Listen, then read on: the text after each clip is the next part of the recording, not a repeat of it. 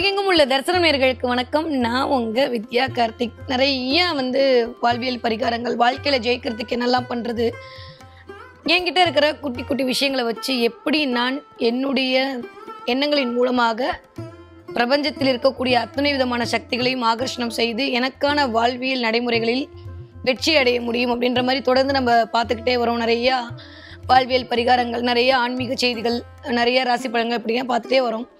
இன்றைக்கி நம்ம பார்க்கக்கூடிய ஒரு விஷயம் என்ன அப்படின்னா, மோஸ்ட் ஸ்பெஷல். அதையும் விட ஏதாவது ஒரு வார்த்தை இருந்தால் அந்தளவுக்கு ரொம்ப ரொம்ப முக்கியமான தேவைப்படக்கூடிய ஒரு விஷயம். என்ன மேடம், விநாயகர் சதுர்த்தி தானே அப்படின்னா, யூஸ்வலாக விநாயகர் சதுர்த்தி அன்றைக்கி நம்ம என்ன பண்ணணும் எல்லாருக்கும் தெரியும்.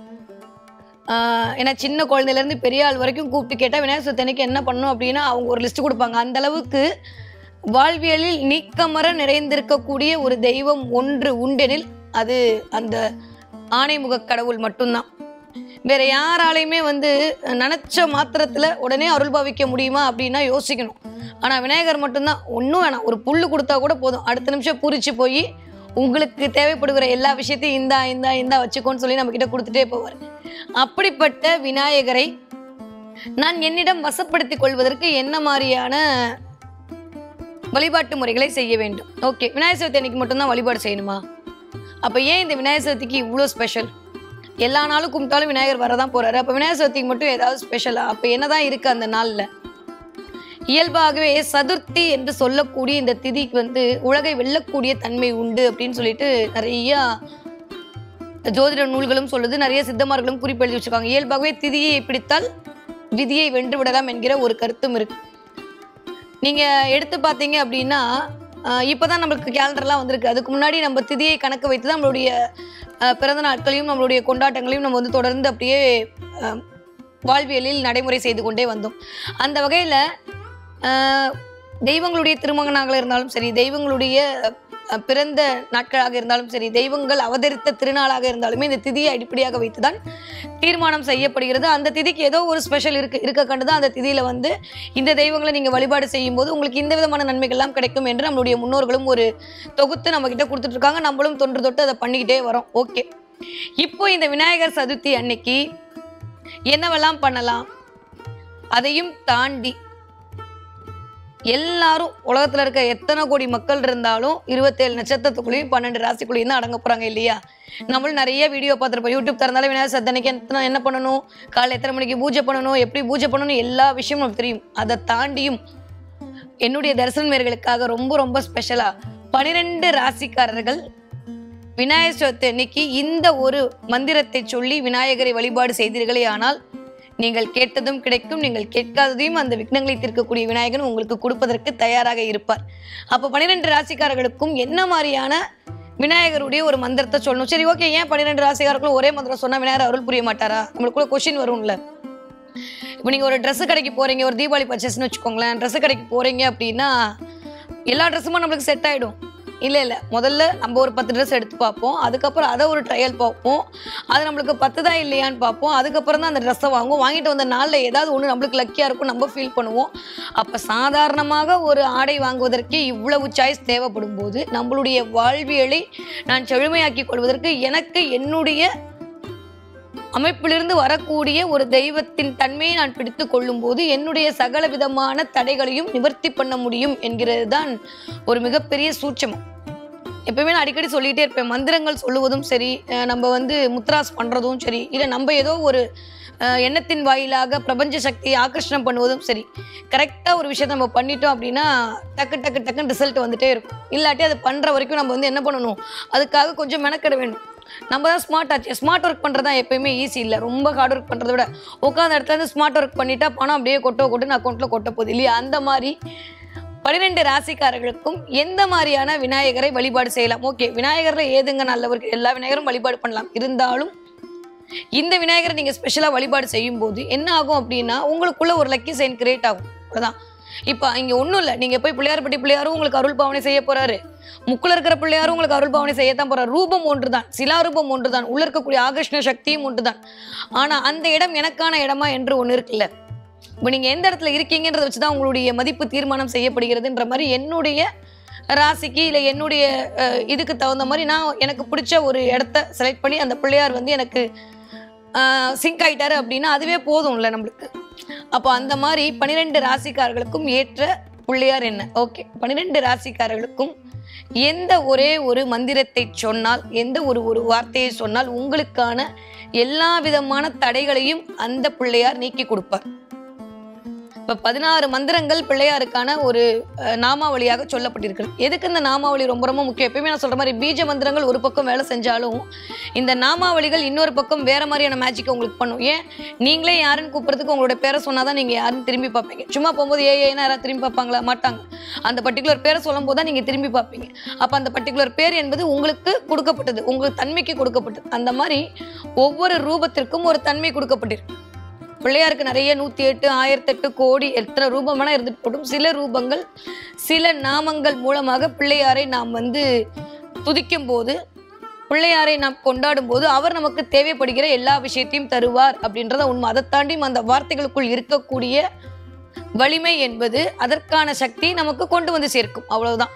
எந்த ஒரு காரியம் போவதாக இருந்தாலும் சரி, பிள்ளையார் கணபதி மந்திரம் சொல்லாமல் எந்த ஒரு காரியமும் வெற்றி அடைந்ததாக சரித்திரமே இல்லை. ஏதோ இப்போ பிள்ளையார் சதுர்த்தி வருது, யூடியூப்லாம் திறந்தா நம்ம பிள்ளையாரை பற்றி பேசிகிட்டு இருக்கோம். இந்த ஒரு நாள் முடிஞ்சு அடுத்து வேறு ஏதாவது பண்டிகை வரும், அந்த தெய்வத்தை பற்றி பேசுவோம். அப்படி இல்லை. வாழ்நாள் முழுவதும் ஏதாவது ஒரு பிரச்சனை அப்படின்னு உங்களுக்கு நினைக்கும் போதே அந்த பிரச்சனையை முதல்ல தீர்க்கறதுக்கு நான் இருக்கேன், நீ கவலைப்படாதுன்னு சொல்லக்கூடிய ஒரே ஒரு தெய்வம் என்னன்னா அந்த கணநாதன் மட்டும்தான், வேற யாருமே இல்லை. முதல்ல அவர்கிட்ட பர்மிஷன் கேட்கணும். அவர் உத்தரவு கொடுத்தாதான் மற்ற தெய்வமே வந்து சேரும். ஏன், குலதெய்வத்தை கும்பிடுறதுக்கே விநாயகருடைய பர்மிஷன் வேணும். இதைத்தான் நம்ம பெரியவர் சொல்றார். இந்த அளவுக்கு ஆதியும் அந்தமுமாய் நின்று அருள்பாவனை செய்யக்கூடிய ஒரே ஒரு அருட்கருணை புரிந்திய தெய்வம் அந்த ஆணைமுக கடவுள் தான். அப்போ விநாயகரை நமஸ்காரம் பண்றதுக்கு முன்னாடி இப்போ விநாயகர் சதுர்த்தியிலேருந்து நீங்கள் இதை ஆரம்பிச்சிடுங்களா. ஏன்னா எப்பயுமே நல்ல நாள்லேருந்து நல்ல காரியத்தை தொடங்கும் போது நம்மளுக்கு என்னென்னா எல்லாமே நல்லவையாக நடக்கும் இல்லையா. அப்போ நல்ல காரியத்தை இந்த விநாயகர் சதுர்த்தியிலேருந்து உங்களுக்கு ஏதோ ஒரு விஷயம் நீங்கள் வந்து ரொம்ப நாளாக வேண்டிட்டு இருக்கீங்க, ஏதோ ஒரு விஷயம் வந்து உங்களுக்கு கைக்கு வரவே மாட்டேங்குது, ரொம்ப வந்து ஸ்ட்ரகிளாக ஃபீல் பண்ணுறீங்க, இல்லை எல்லாமே தெரியுது நாளைக்கு வந்துடும் நாளைக்கு வந்துடும் நாளைக்கு வந்து ஏதோ ஒரு டிலே ஆகிட்டே இருக்குது, இல்லை என்ன எடுத்தாலும் உங்களால் வந்து அதை சக்ஸஸ் பண்ணவே முடியல. ஏன், நீங்கள் சொன்ன அடுத்த நிமிஷம் அந்த வேலை நடக்காமல் போயிடுது. அப்போது இந்த 6ஆம் இடம் என்று சொல்லக்கூடிய குணரோக சத்ரு வேலை பார்த்தாலும் சரி, இல்லை வந்து 9ஆம் இடம்னு சொல்லக்கூடிய பாக்கியம் நின்று போனாலும் சரி, 5ஆம் இடம் சொல்லக்கூடிய ஆசைலாம் அறந்து போனால் எல்லாம் போச்சுங்க. நிறைய பேர் நான் சொல்கிறத பார்த்து எனக்கு கண்ணு போடுறாங்க. இந்த மாதிரி நிறைய நமக்குள்ளேயே வந்து உள்ளுக்குள்ளே ஏதாவது ஒரு இன்ட்யூஷன் சொல்லும், சே நம்ம ஏதோ பண்ணுறோம், ஏதோ ஒன்று தடையாகுது, வெளியில் சொல்ல முடியல, என்ன இது வரமாட்டேங்குது, நினைக்கிறது நடக்க மாட்டேங்குது, அப்போ நினைக்கிறது நடக்க வைக்கிறதுக்கு என்ன பண்ணணும் அப்படின்ற மாதிரி நம்ம அப்படியே தேடிட்டே இருப்போம். ஒன்றுமே வேணாம், நான் சொல்கிறேன் இந்த மந்திரத்தை சொல்லுங்க. முதல்ல இந்த ஒரு மந்திரத்தை சொல்லிவிட்டு இந்த பூஜை மட்டும் இல்லை, எந்த பூஜையும் நீங்கள் தொடங்கினீர்களே ஆனால் கண்டிப்பாக விநாயகர் பெருமாளின் முழு முதல் ஆசையை வாங்கி கொள்ள முடியும். நம்ம 12 நட்சத்திரத்திற்கான விநாயக மந்திரம் சொல்றதுக்கு முன்னாடி இந்த மந்திரத்தை எல்லாரும் சொல்லிவிட்டு அந்த மந்திரத்தையும் சேர்த்து நீங்கள் நாமாவளி பூஜை பண்ணீங்கன்னா கண்டிப்பாக மிகப்பெரிய சக்ஸஸ் என்பது எண்ணி 11 நாளுக்குள் உங்கள் கையில் கிடைத்தே தீரும். நான் மந்திரத்தை டிஸ்கிரிப்ஷன்லையும் போட சொல்கிறேன், இருந்தாலும் ஒரு தடவை சொல்கிறேன், கேட்டுக்கோங்க. ஓம் வக்ரதுண்ட மகாகாய கோடி சூரிய சமப்பிரப நிர்விக்ஞம் குரு மே தேவ சர்வ காரேஷு சர்வதா. ஓம் வக்ரதுண்ட மகாகாய கோடி சூரிய சமப்பிரபா நிர்விக்ஞம் குரு மே தேவ சர்வகாரேஷு சர்வதா. ஓம்.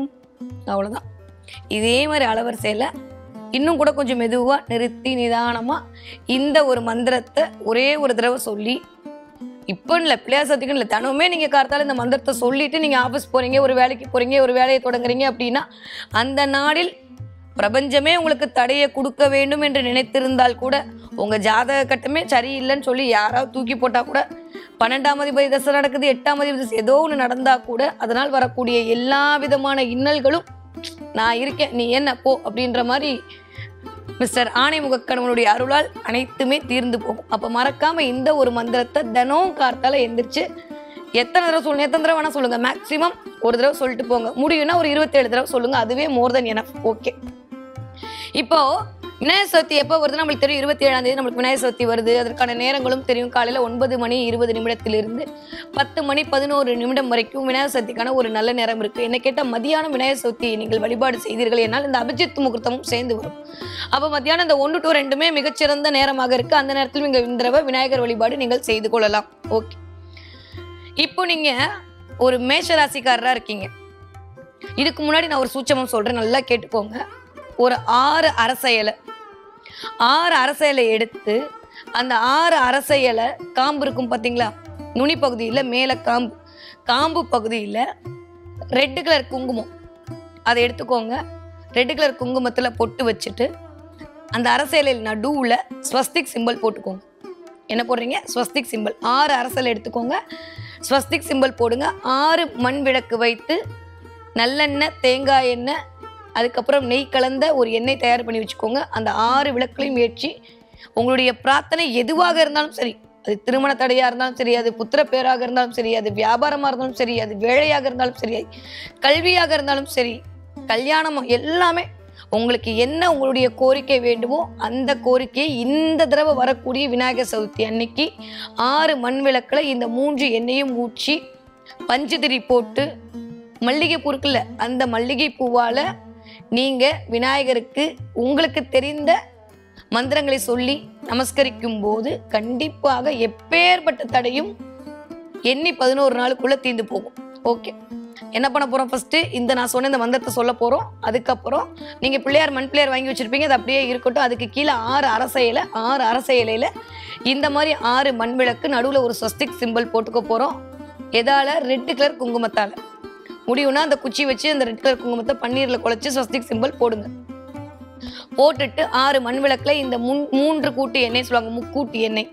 எப்பேற்பட்ட பிரச்சனையும் தீர்க்கிறதுக்கு இந்த முக்கூட்டு எண்ணெய் உங்களுக்கு மிகப்பெரிய காரணியாக அமையும். இதை போட்டு விளக்கேற்றி நமஸ்காரம் பண்ணி மல்லிகை பூவால் 6 விளக்கையும் அர்ச்சனை செய்து வர வர வர வாழ்க்கையில் பெரிய தடைகள், இது சின்னலாம் இல்லை, எவ்வளோ பெரிய கோர்ட்டு கேஸாக இருந்தாலும் எண்ணி 11 வாரத்துக்குள்ளே தீர்ந்து போயிடும். எவ்வளோ பெரிய கேஸ் இன்னும் 10 வருஷம் இழுக்குது, 50 வருஷம் இழுத்தா கூட எண்ணி 11 வாரத்துக்குள்ளே இந்த கோர்ட்டு கேஸ்லாம் தீர்ந்து உங்களுக்கு சாதகமாக அந்த கோர்ட்டினுடைய தன்மையோ இல்லை அந்த வழக்கினுடைய தன்மையோ வெற்றிகரமாக மாற்றக்கூடிய அருளை கண்டிப்பாக விக்னங்களை தீர்க்கக்கூடிய இந்த விநாயகர் செய்து கொடுப்பார். இந்த சதுர்த்தியில் நீங்கள் பண்ணும்போது அது கண்டிப்பாக கைமேல் பலனாக வருவதை நீங்கள் உணர்வீர்கள். ஓகே, இப்போ நீங்கள் ஒரு மேஷராசிக்காரராக இருக்கீங்க, சரியா? நீங்கள் மேஷராசிக்காரர் இருக்கீங்க, நீங்கள் தான் ஒரு குடும்ப தலைவராக இருக்கீங்க, இல்லை குடும்ப தலைவியாக இருக்கீங்க, இல்லை வீட்லேயே மேஷராசி பிள்ளைங்க இருக்காங்க. அதை பற்றியும் கவலைப்படாதீங்க. உடனே நம்மளுக்கு டைலமா வந்துடும். நான் மேஷராசி, என் புருஷ ரிஷபராசி, என் புள்ள கடகராசி, அப்போ வீட்டுக்கு 4 பேருக்கும் சேர்த்து இந்த மந்திரம் சொல்லுமா? சொல்லுங்க. யார் உட்காருறீங்களோ மனசார இந்த மந்திரத்தை சொல்லும்போது அவர்களுக்கு அது பலித்தமாகும். இல்லையா, மொத்தமாக ஒரு 16 நாமாவளி இருக்குது, நான் சொல்கிறேன், அப்புறமா அவங்க டிஸ்கிரிப்ஷனில் கொடுப்பாங்க. 16 நாமாவளியும் நீங்கள் சொல்லிவிடுங்க.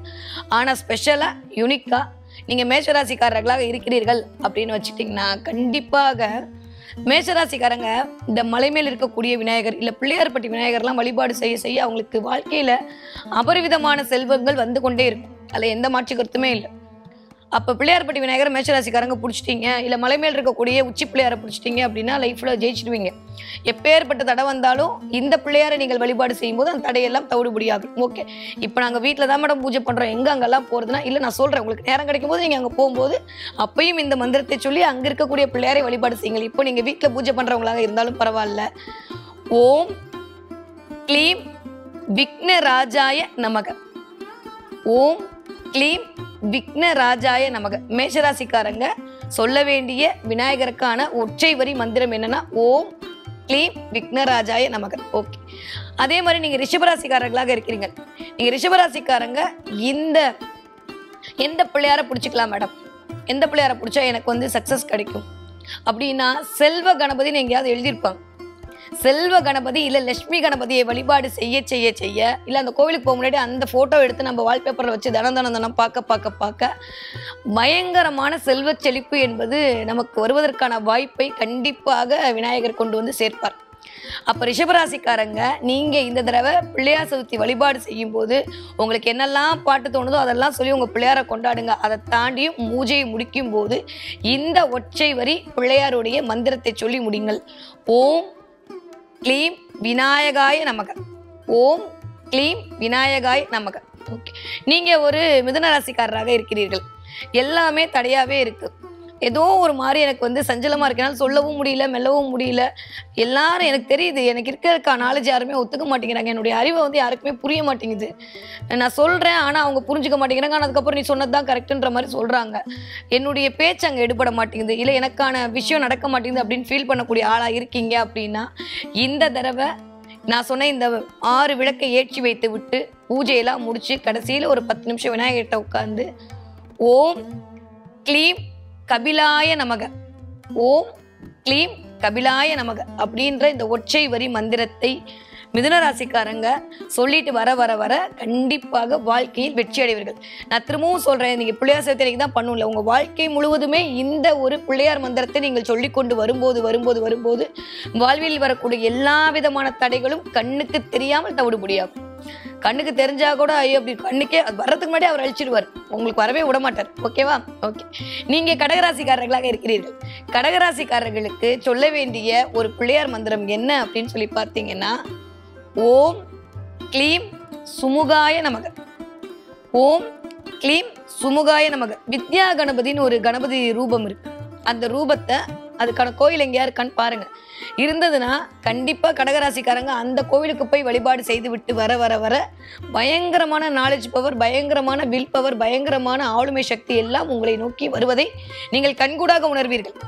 அப்போ வித்யா கணபதி அப்படின்ற அந்த கணபதி ரூபத்தை நீங்கள் மொபைலில் வச்சுட்டாலும் சரி, இல்லை ஏதாவது ஒரு ஃபோட்டோ எடுத்து உங்கள் வீட்டில் வச்சுட்டாலும் சரி, கடகராசிக்காரர்கள் வித்யா கணபதியை இந்த ஒரு மந்திரத்தை சொல்லி வழிபாடு செய்து வர வர வர வாழ்க்கையில் கண்டிப்பான மேன்மையை கண்கூடாக உணர்வீர்கள். ஓகே.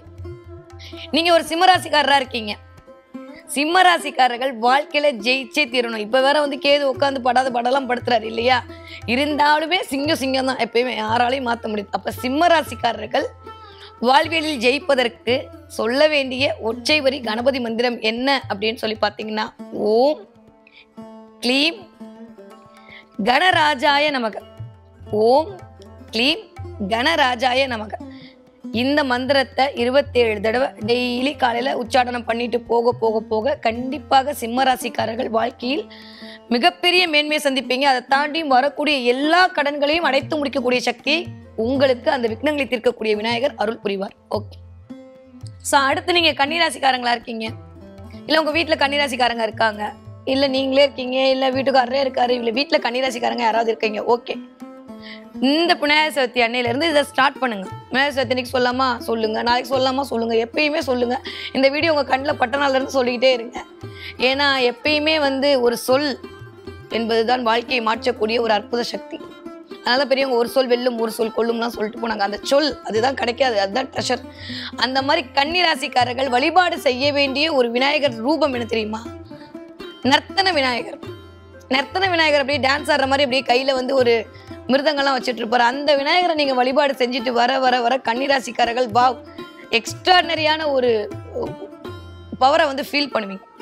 கன்னிராசிக்காரங்களுக்குனே இருக்கக்கூடிய விநாயகரே வந்து நர்த்தன விநாயகர் தான். அதை தாண்டியும் எங்கேயாவது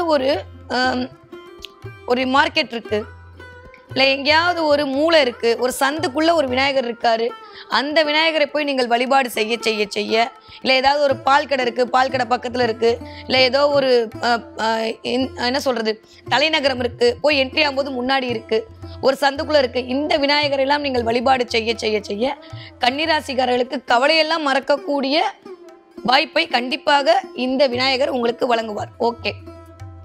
கன்னிராசிக்காரங்க சொல்ல வேண்டிய கணபதி மந்திரம் என்ன அப்படின்னு சொல்லி பார்த்தீங்கன்னா, ஓம் லம்போதராய நமக, ஓம் க்ளீம் லம்போதராய நமக, ஓம் க்ளீம் லம்போதராய நமக. இந்த ஒற்றை வரி மந்திரத்தோடு நீங்கள் உங்களுக்கான நர்த்தன விநாயகரும் சேர்த்து அப்படியே உங்கள் நிற்க வச்சு பார்த்தீங்க அப்படின்னா வாழ்வில் வரக்கூடிய எத்தனை கிரகம் டான்ஸ் ஆடி என்ன வேலை பார்த்தாலும் ஆஹா நான் இருக்கேன் போ அப்படின்னு விநாயகர் என்ன பண்ணுவார், அமுச்சு விட்டுருவார். அது இப்போ வேற நேரம் சனி வேற வக்ரமாய் நம்மளை தான் பார்க்குறாரு இல்லையா? அதனால கன்னி ராசிக்காரர்கள், கன்னி லக்னக்காரர்கள் யாராக இருந்தாலும் லம்போதராய நமக அப்படின்ற இந்த விநாயகருடைய இந்த ஒற்றை நாமாவளியை சொல்லி வழிபாடு செய்ய செய்ய செய்ய வாழ்வில் வரக்கூடிய எல்லா விதமான தடைகளையும் தவிடுபொடியாக்கி விடுவீர்கள். ஓகே.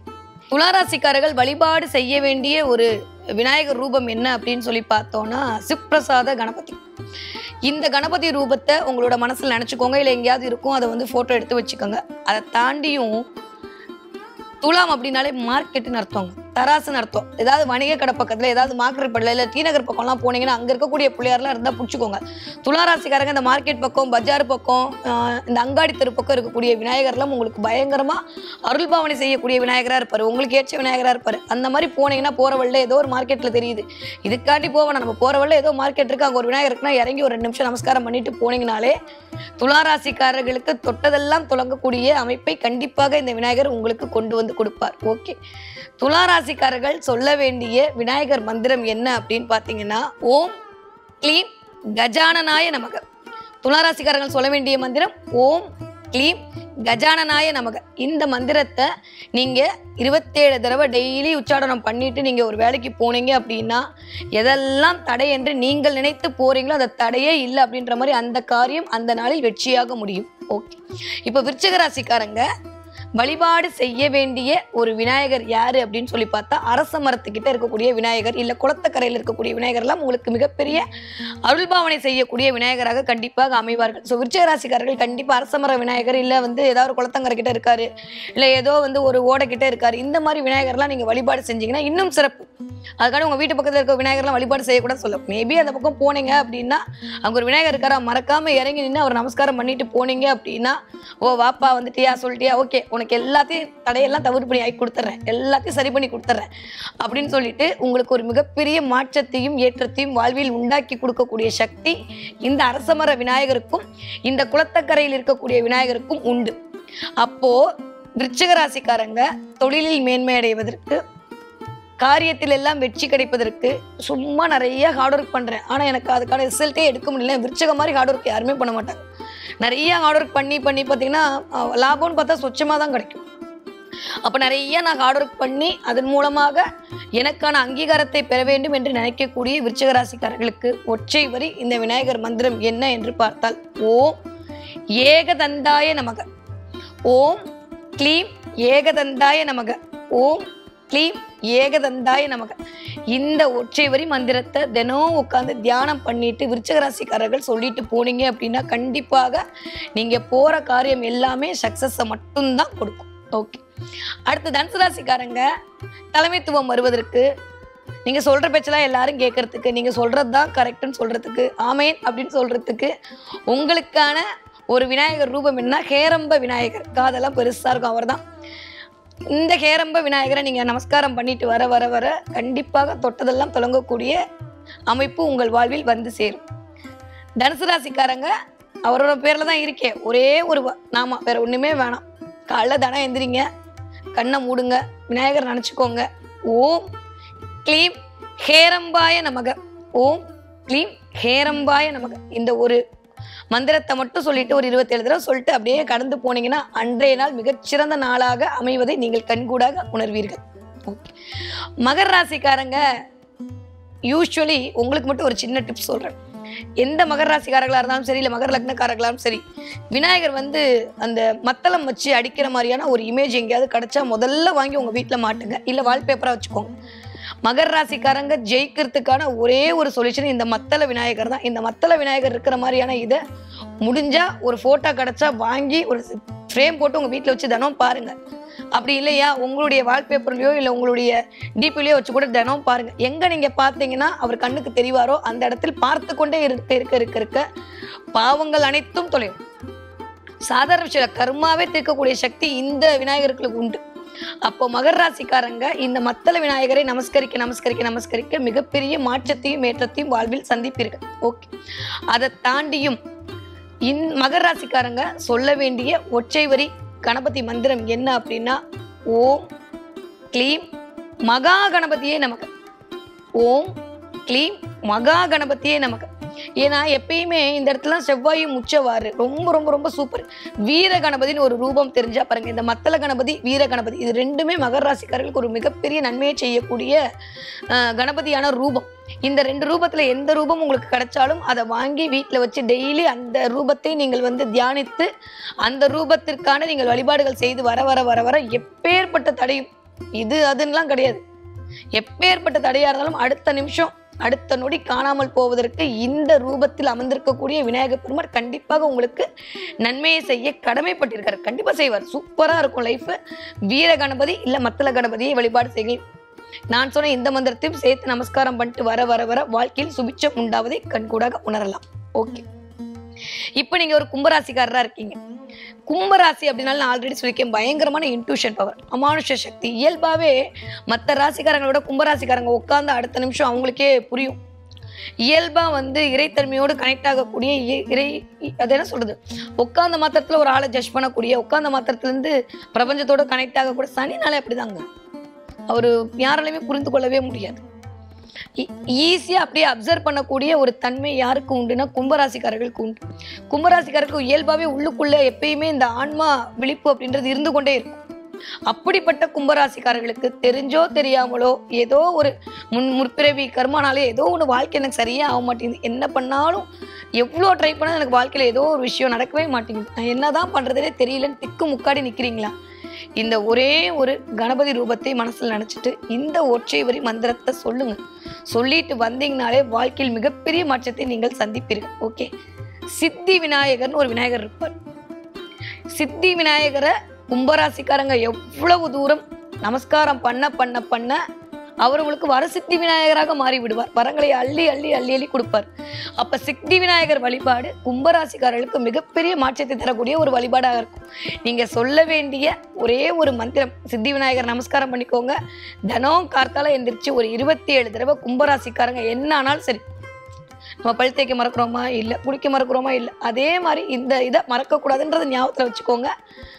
ஓம் க்ளீம் வக்ரதுண்டாய நமக, ஓம் க்ளீம் வக்ரதுண்டாய நமக, இந்த ஒரு ஒற்றை வரி நாமாவளியை சொல்லி நீங்கள் விநாயகரை வழிபாடு செய்ய செய்ய செய்ய, நான் சொல்ல வேணாம், நீங்களே சொல்வீங்க கமெண்ட்ல, அந்த அளவுக்கு வாழ்க்கை மிகப்பெரிய வளர்ச்சியை நோக்கி மிகப்பெரிய செழுமையை நோக்கி உங்களை ஈர்த்து கொண்டு போயே தீரும். இதில் வேற மாற்று கருத்தே இல்லை. நிறைய நிறைய நிறைய கும்பராசிக்காரங்க சித்தி விநாயகரோட கனெக்ட் ஆகுங்க. உங்க வீட்டு பக்கத்துல சித்தி விநாயகர் இருக்கா, ரொம்ப சந்தோஷம். உடனே போய் சங்கடகடா சதுர்த்தன்னைக்கு முடியும்னா ஒரு சந்தன அபிஷேகமோ இல்லை சந்தன அலங்காரமோ கொடுத்துட்டு பாருங்க. எண்ணி 11 நாள்லாம் வேணாம், எண்ணி 2 நாள்ல உங்களுக்கு வேலை நடந்துடும்.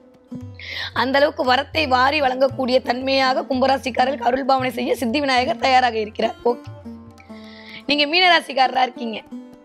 நீங்க யாரை வழிபாடு செய்யணும், எந்த ரூபத்தில் இருக்கக்கூடிய விநாயகரை வழிபாடு செய்தால் வாழ்க்கையில் ஜெயித்து விடலாம் என்று பார்த்தால் யோக விநாயகர்.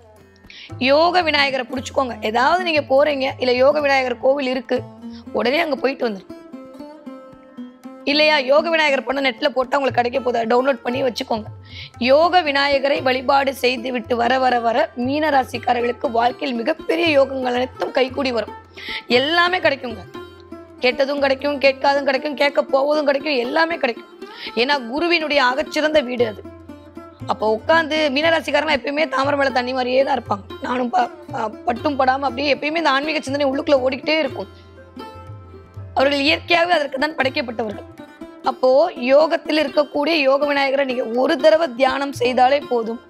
வாழ்க்கையில் எதெல்லாம் கிடைக்கல நீங்க நினைக்கிறீங்களோ அதெல்லாம் உங்களுக்கு அடுத்த நிமிஷம் கிடைக்கதை நீங்க உணர ஆரம்பிச்சிருவீங்க.